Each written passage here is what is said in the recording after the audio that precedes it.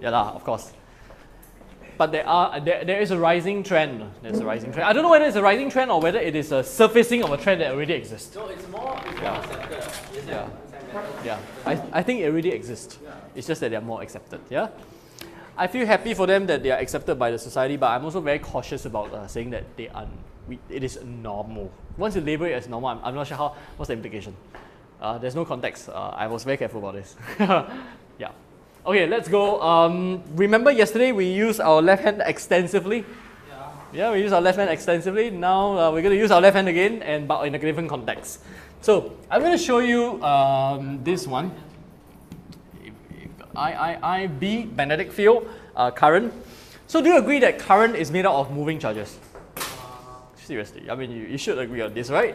So if we were to interpret current as equals to charge per unit time, and the force is equals to BIL, which is going to be equals to B Q upon TL, which is going to be B times N Q upon TL, which is going to be B N L upon T times Q. Now what is the length traveled per unit time? Speed, exactly. So this is going to be equals to N times BQV. Now, if we put F upon N, what does F upon N means? F is the total force on all the charges. So F upon N will be equals to? Force per unit particle, yes, correct. So the force per unit particle is given by BQV. Okay? So it is BQV, but as we mentioned the last time, the angle between the current and the field matters. Therefore, the angle between the velocity and the field matters, and that's why we need to sine. And this angle is always the angle between, make a guess, angle between which two vectors? Current? No, there's no current. Yes, velocity and magnetic field. Yep. Correct. And make a guess, is it V cross B or B cross V? V cross B or B cross V? V cross B. Yeah, correct. It's V cross B because remember, it's the current vector, not current vector, but the length vector in the direction of the current cross the B field. Slap, remember? Yeah, so therefore, if I got a positive charged particle going this way, this is the velocity vector. Now you got a velocity vector slapped to the field, then you get a force up. If you use a left-hand rule, the current points here, the field points here, the force is up. What if you got a negative charge? Yeah, yes. So what happens is that if you've got a negative charge, the current points here. Cool? And the field points here, so the force is there something wrong with what I'm doing right now? Yeah, correct. I realized it. So it's down. Yeah. Can? Now, mathematically, how does this manifest? If you put a negative charge over here, if you take the V cross V, you get a negative vector. Negative vector means it's negative opposite to your cross product. The negative vector. So it's opposite to your slap rule, which makes sense as well. Cool. Okay, so BQV. Now something very interesting will come out. There are two special cases I'm going to show you. The first case is what we call velocity selector. Do you know mass spectrometer? You know mass spectrometer. Okay, so which one should I go through first? Okay, let me go through the circular motion first. No worries. If you have a velocity this way, and I apply a magnetic field this way, or no, what direction will the force be? What will be the direction of the force? Left, right, up, down, in, out? Right. Okay. Left. Left. So do you agree that the particle will start curving towards here? Now this is the critical part. Does the force change direction? Or does the force always point towards the left? Exactly. The force is always perpendicular to the current. So therefore, it will be like this, and it goes like this, and like this. And eventually, it will be in a circle. Exactly. Correct. Cool. So therefore, we always write BQV equals to mv squared upon r. There's only one case where it doesn't go in circle. The case being when the velocity and the magnetic field are parallel, correct? Because the sign either becomes 0. Yeah? When the magnetic field and the velocity becomes parallel, there's no force. So remember, I mentioned that magnetic field, you always got to think perpendicular. You always got to think perpendicular. Okay? Cool. Now this is the interesting part. Or probably we start off with two examples before we go on to further application. The first example is a very simple example. If you got an electron moving at 3 times 10 to the power 7 meters per second in a magnetic field that is 1.2 Tesla, which is actually quite strong. And the charge is 1.6 times 10 to the power minus 19. The mass is 9.1 times 10 to the power minus 31 kg. Find the radius. That's the simpler question. The more difficult question is find the period of the motion, of the circular motion. So two things. Find the radius of the circular motion given all the quantities over there. Find the period of the motion. That's the more difficult question. Huh? Huh? This is 1.2 Tesla, 3 times 10 to the power 7 meters per second. 1.6 times 10 to the power minus 19, 9.1 times 10 to the power minus 31 kg. You're supposed to use this equation to find the radius and then the period. Why don't you find radius first? Yeah. Then you think about how do you from radius, how do you from the information given find the time taken to go through one circle? Hint, does the velocity, does the speed change? Yeah, correct. So the speed is constant. So if you know the radius, you know the circumference. If you know the circumference and the speed, how do you find the period? Voila. Yeah. Sorry? The mass is 9.1 times 10 to the power minus 31. Yeah, 9.1. Yep.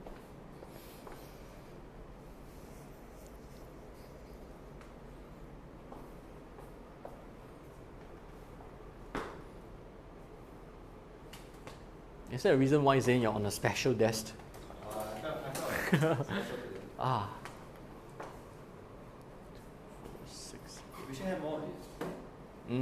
I do agree. Actually, ASP class should become more actually furniture. HSP class No. now. I disagree. I always believe that Actually, it's more of the tables and chairs. the exceptional thing about ASP is not about the hardware. It is about the people and the software, the program that we run. But I still like those chairs. I don't mind having the chairs, but thinking that without the chairs we can't function, I don't think that's correct. I mean, that's not true, but Yeah.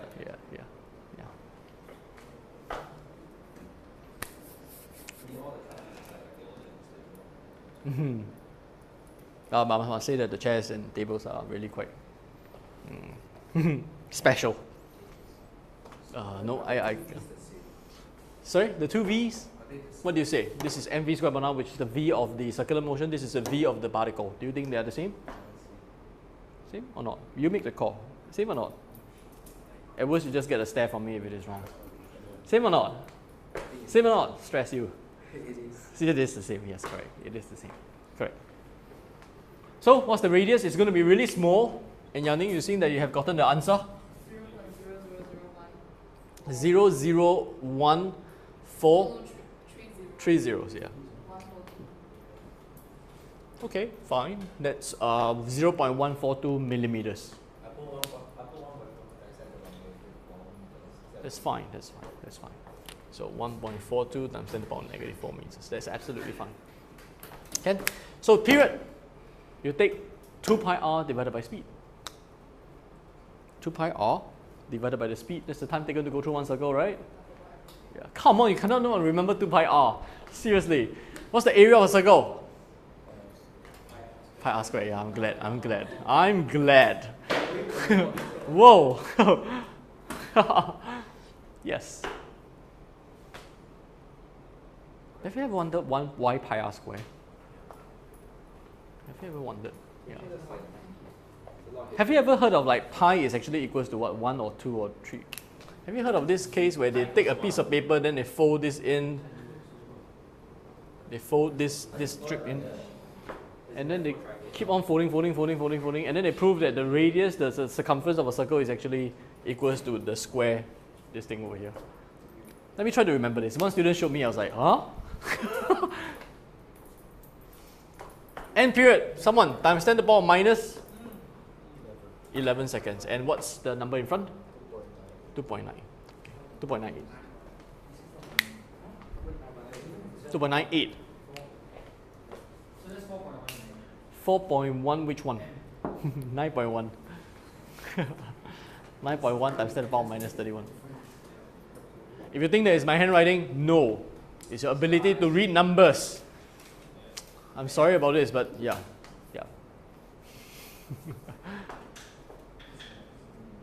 Can get this? This is the start. I mean, just direct application. For those of you who are done, let me push you a level up.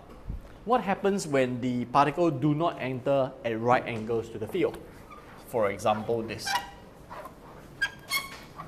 I'm not going to make you go through the chore of recalculating everything. So I have the same electron, same speed, same field, everything the same. But this is the difference. It enters the field at an angle of 60 degrees. What's the time that is spent inside this field? The same electron, same field, same speed, everything the same, so that you don't have to recalculate. Okay? So the question is, if it enters at an angle rather than 90 degrees, if it is 90 degrees, you go through a semicircle, right, before it comes out straight again. This is the region where there's no field, this is the region where there's field. Agree? Can? So therefore, the question is, how does it move in the field? And what's the time that is spent inside the field? Everything is the same, Q, M, B, V, everything is the same. So the R will be the same. Agree? The R will be the same. So what has changed? And we know for sure that you spend a lesser time as compared to a full semicircle. So how? Why don't you try sketching the path compared to this path? Compared to this path, it will spend a full circle and out. Full half circle. How would it look for this one?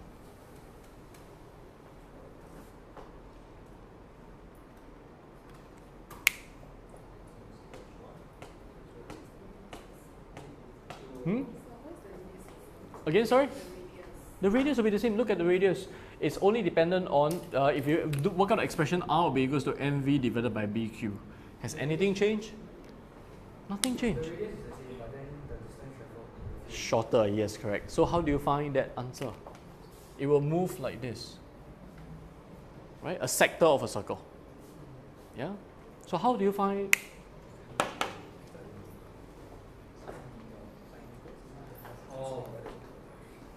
Okay, let me show you. Do you agree that this is part of a big circle? Yeah? So do you agree that this is the radius? If this is 60 degrees, what is this angle? 30, right? So this 60 is 30. Therefore, what is this? 60. Right? Because this has to be perpendicular to the speed. So if this is 60, this will be 30. And therefore, this is 60. And this will be 120. So how much of a circle is that? Exactly. You just take 1/3 times the period over here. It's more of math, yeah, correct. I agree. But what's the difference between math and physics? Yeah. So is there a clear line between? Yeah. And sometimes even physics language comes into play. Yeah. Sometimes you have encountered questions where the language is like, what are they talking about? Yeah.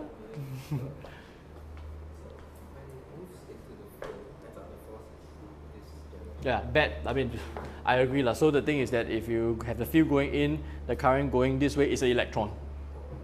Oh, it's an Electron. Yeah, I see the same particle, so electron. So the force is this way.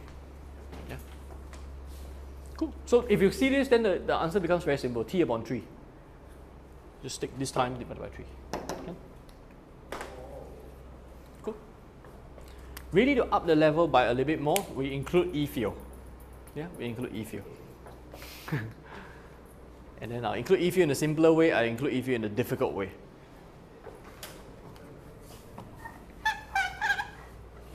I don't know what about you, I find that this sound is very, very disturbing. So I use the... No, this kind of sound where you scratch a glass kind, oh man, intense. Yeah, this kind, oh man, intense. This is so much better.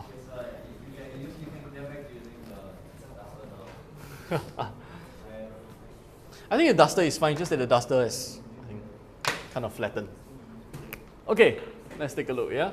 Plus, minus, I got the negative charge over here. What's the direction of the electric force? Still remember? Good old days? Electric field 5.1. The force is down or up?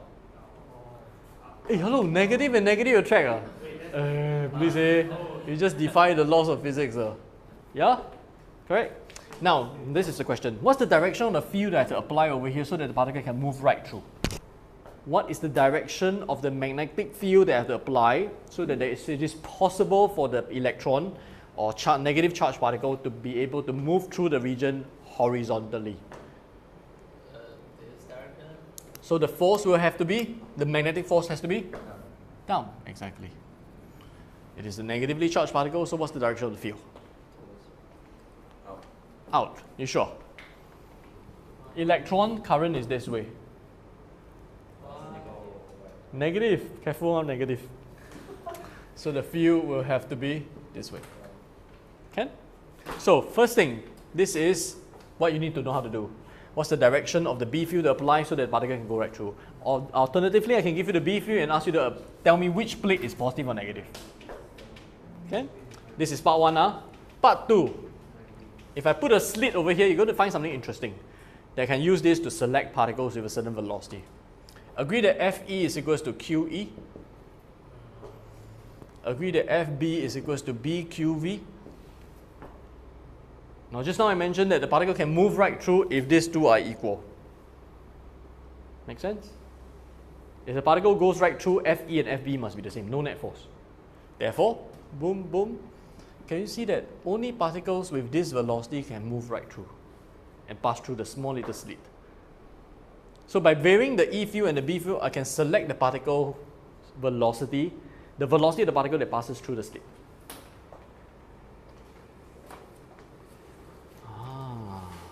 Interesting, right? Yeah. Yeah. So this is that. So that's why this is called a velocity selector. But why on earth do we want to come up with something that selects velocity? Right? For fun? Is there a use? Yes, there is a use. Let me show you the next point. What is this used for? Okay. You might want to spend some time copying this down. I'm not sure whether this is inside your notes, but this is something that I can definitely test you. So what on earth is this used for?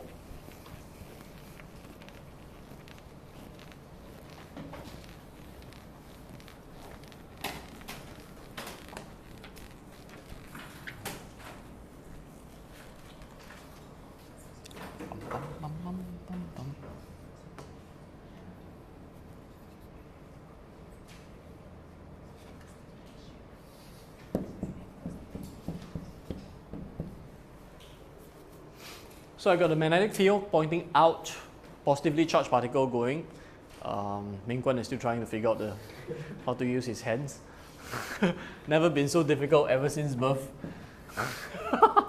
Okay, so you gotta trust me, it's gonna go this way, yeah? It's gonna go this way. You can try it later on your own. Now, do you agree that the radius is equals to mv divided by bq? Now, if I send in a sample with different atoms, with different mr, the relative atomic mass, do you agree that the different relative atomic mass, the different atoms will hit different points depending on their m? Because r is proportional to m. However, in order for the proportionality to be only dependent on mass, I need to ensure a few things. I need to ensure that B is constant. Yes, correct. I need to ensure that V is constant. Right? Otherwise, R is not only dependent on M. Agree or not? But then there's a point about dependent on Q. But Q can only be 1, Q, 2Q, 3Q. So that's actually quite easy to identify. If I got a certain distance, and I see another spot which is half the distance and 1/3 the distance and 1/4 the distance, then I know that it is actually the same atoms. Just that one is singly charged, doubly charged, triply charged. So that Q portion can be easily sieved out. But all I need to do is to ensure that they have the same B, which is easy. I need to ensure that they have the same V. And that's why I need the velocity selector. So before I send these particles in, I need to put them through a velocity selector. So that whatever that comes through here, all of them has the same velocity. What if the particle, Actually, it's this way. what if the particle is like, say, half the mass but double the charge? Yep, there is always this possibility. That means that there will be overlap. You're correct. Then there is another process that will make sure that the particles are all singly charged. That is a little bit more difficult to achieve. Yeah. How do you achieve particles with singly charged? possible. You just heat the gas to a certain temperature such that you know the ionization energy of the particles, so that you heat it to a certain temperature to make sure that they're only singly charged. You don't give them enough energy to ionize another one. Yeah, so that can be done. Can be done. But there's always this infinitesimally small chance. Remember that temperature is a measure of average Ke, so even at a certain temperature, some particles might have enough energy. Yeah. Okay, so you see the whole picture now, how magnetic field, the forces on particles is being used, and how do you devise certain methods to actually control the velocity so that this method can allow you to analyze what is in a sample. And the good thing about this is that you can just use like micrograms of the sample and you can actually detect what is inside the sample. Very, very, very sensitive method. Used in forensic science, used in a lot of application. Okay. Cool. Next question. Simba, still can understand, huh? Let's push the frontier a little bit further.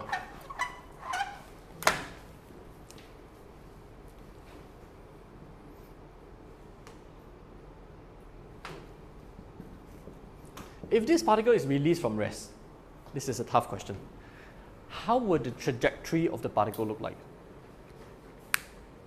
If it is released from rest, how would the movement or the path taken by the particle look like? You have to be very careful when the velocity of the particle changes as it goes up. And because of the velocity of the particle changes, the radius also changes. So it's not going to come in a circle. It will. It will. I mean, of course, I'm assuming that the field is strong enough to contain it within the two plates. I'm making this assumption. So if it is too fast, if it is not strong enough, then you just hit this directly, all right? So it's a spiral. You think about this. I give you 2 minutes to just try to. Let's not give you the answer too fast. You try to struggle through, like, how will the particle move? As it moves up, ask yourself this question. As it moves up, how will the force change? The direction and the magnitude, and how does it affect the radius of the motion? Think about this. But let me just check and see whether the field points in the correct direction. Yeah, correct. Still lost. Still lost. The force is this way when it goes up, yeah. Give you another minute. Try. Sorry?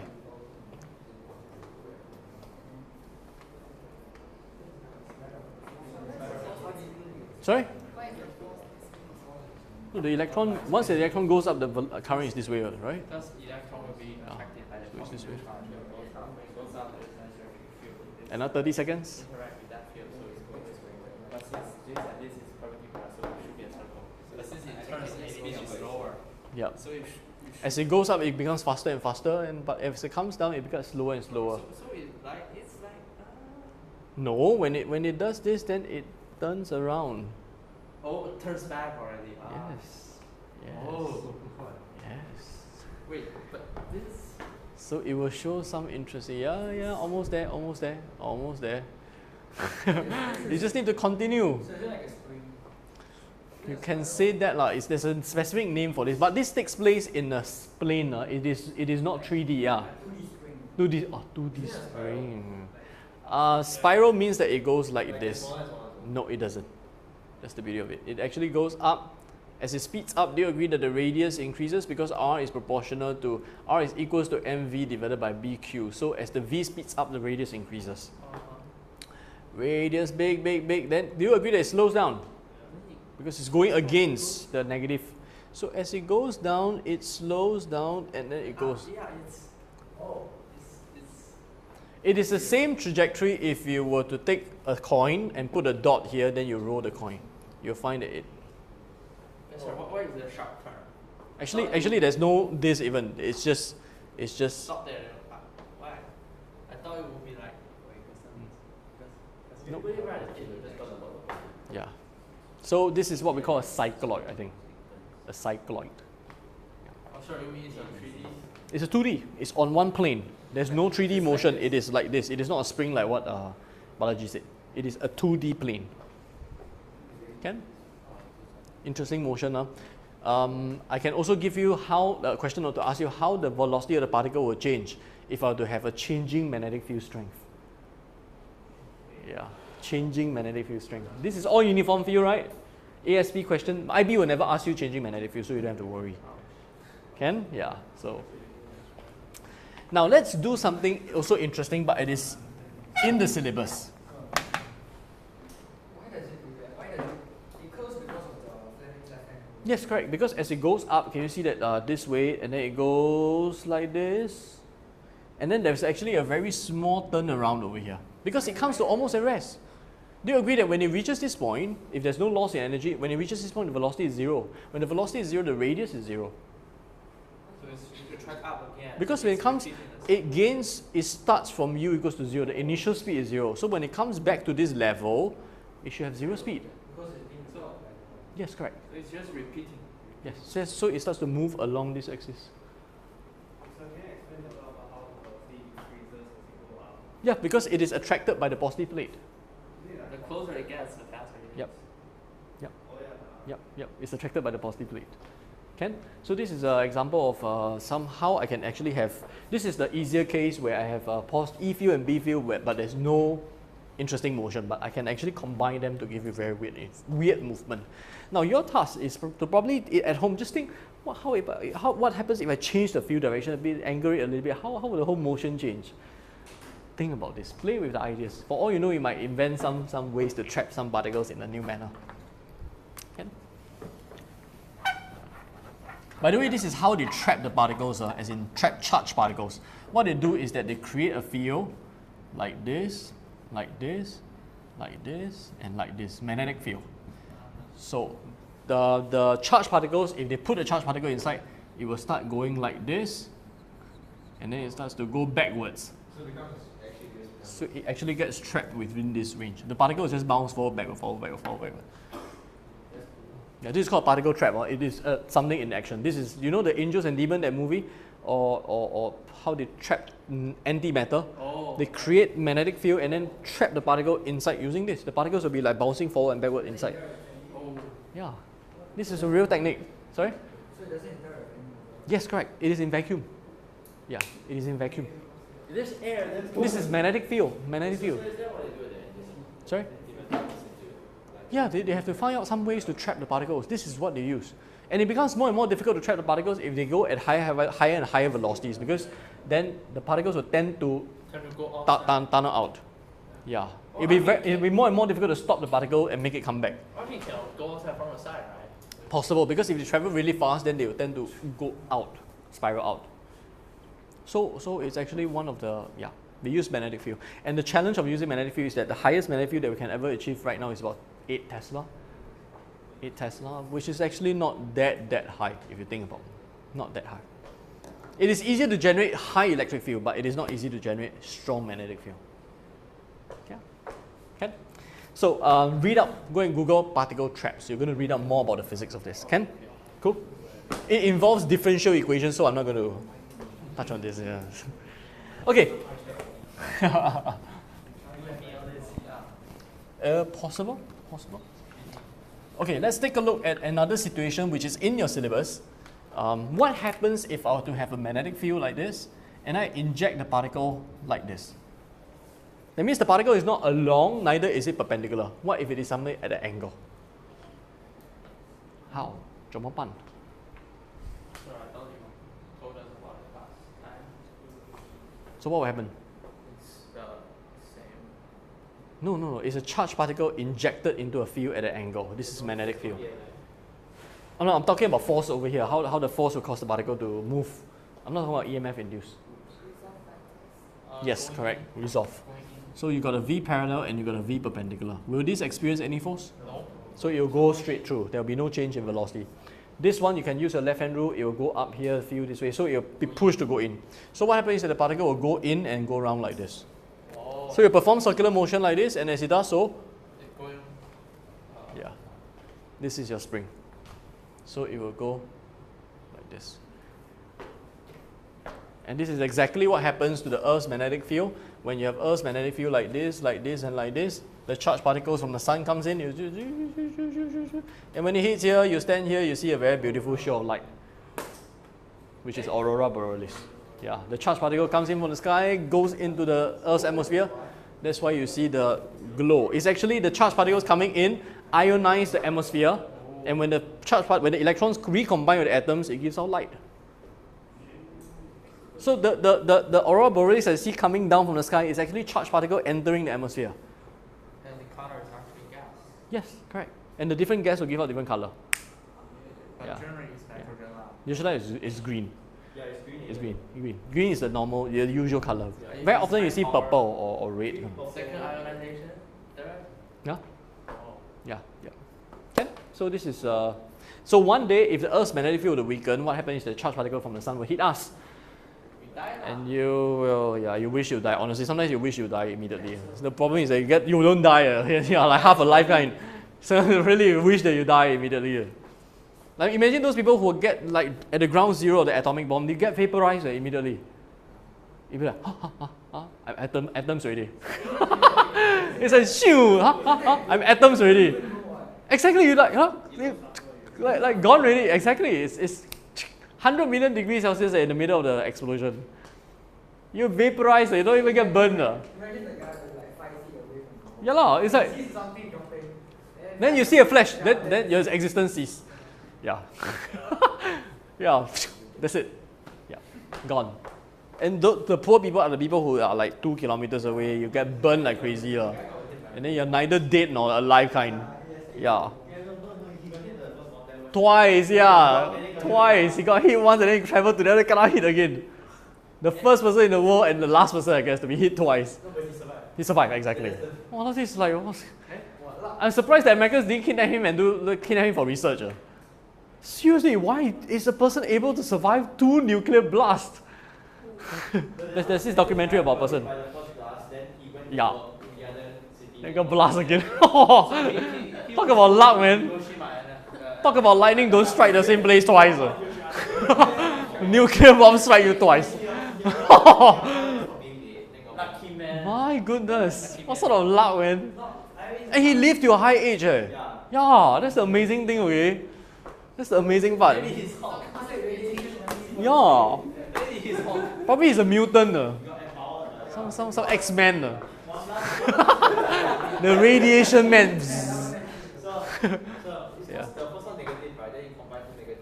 Oh, negative times negative. That's why he's able to live to a high age. Oh. So if you get bombed once, you bomb another time. Ah, what a logic, man. Yeah. Doesn't look like this. You fail a physics exam, you fail another time, doesn't mean that you get good results. Okay, so basically this is, yeah. So we have gone through a lot of cases already, but eventually everything goes back to this equation, F equals to BQV sine theta. Yeah, everything we talk about anchors on this.